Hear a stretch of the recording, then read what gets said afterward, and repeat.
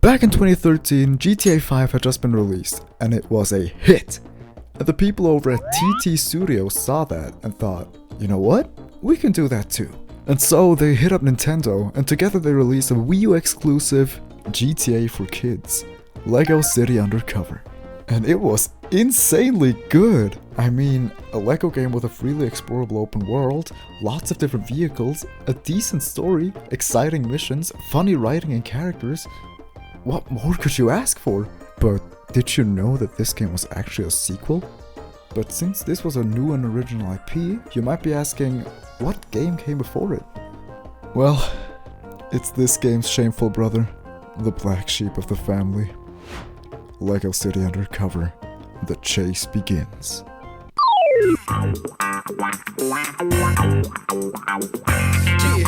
As I said before, The Chase Begins serves as a prequel story to the Wii U game. And so, we get introduced to Chase McCain, a cop who has just started working in the force, and our main character.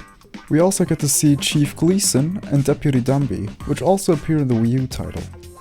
Of course, since in this game Chase is a rookie cop, we start off just running errands and helping the neighborhood. We're out of donuts, get me some more. After a while of doing that, Chase gets sent to Albatross Island, a high security prison.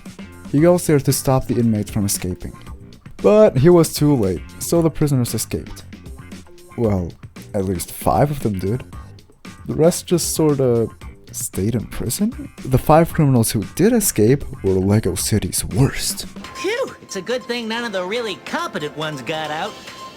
Amongst them was the Wii U game's main villain, Rex Fury. And now Chase has to go undercover in different places to track all the criminals down, find out what they're planning, and shut it down. Also, he has to rizz up Natalia.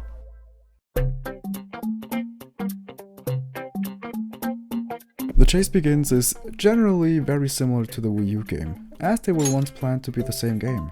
Same map, characters, disguises, abilities, and general gameplay. But of course, everything is far more limited here, since this is a 3DS game at the end of the day. The different areas of Lego City are all separated by loading zones now, and they can only be accessed when you've progressed far enough into the story. So the gigantic open world was kept, just without being, you know, open world. And the render distance is pretty low, so there's fog all over the place, which I didn't mind too much. For a 3DS game, I think it's pretty alright graphics wise.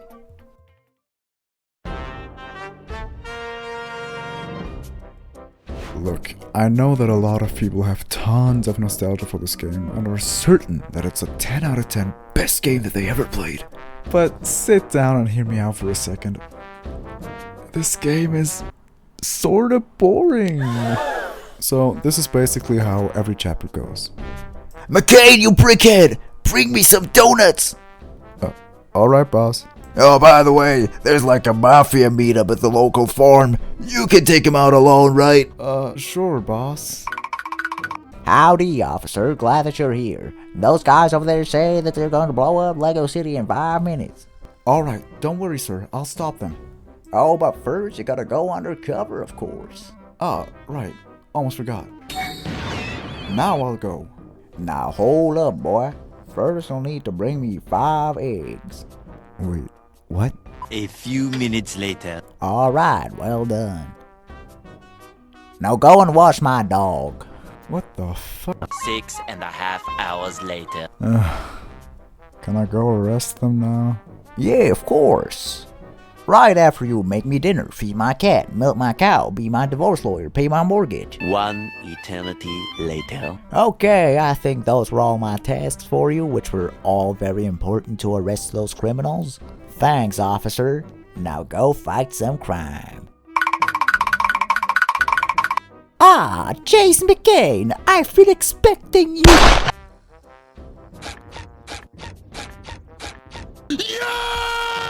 So yeah, in short terms, you unlock an area, drive there, get a disguise, do lots of stupid small tasks, fight against so many goons, and take out the crime gang's boss who's been wreaking havoc in the area.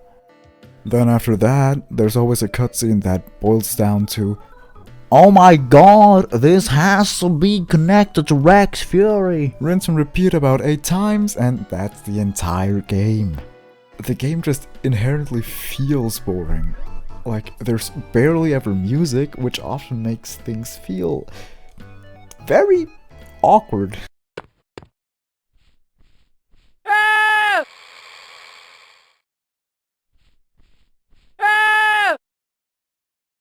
The combat is just button mashing, as well as all of the disguise abilities. It's all the same! Also, the whole story and the missions of the game are just underwhelming, especially compared to the Wii U game. I mean, just looking at the final fight against Rex Fury, in the Wii U version, it's epic! We're fighting in mechs, everything is about to blow up, we're on the moon, and we're skydiving back to Earth. It's so cool! And when the chase begins, Rex's grand plan, which we've been trying to stop the entire game, was just a plain old bank robbery. And the final fight is on a car, and it lasts about 3 minutes. And look, I know not everything can always be super action-packed, especially since this is a prequel, but when did it get to the point that my mission is to rescue a dancing squirrel? But I will say the one good thing that I can say about this game is that the humor is still very much there. Sometimes intentional. Oh, a poor education would account for your life of crime. I had wonderful teachers! Or oftentimes unintentional.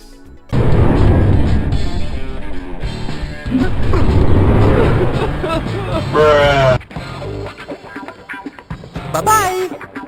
The game is very buggy. And though it was definitely cool to see Chase's origins, the reason why he got sent away from Lego City for 5 years is super lame. If you're still curious after hearing all that, go ahead, play it. It's only 7 hours long, but I wouldn't recommend it. Me personally, I've had enough of Lego City for the time being, so I think I'll join Chase on his boat to get out of here. See ya!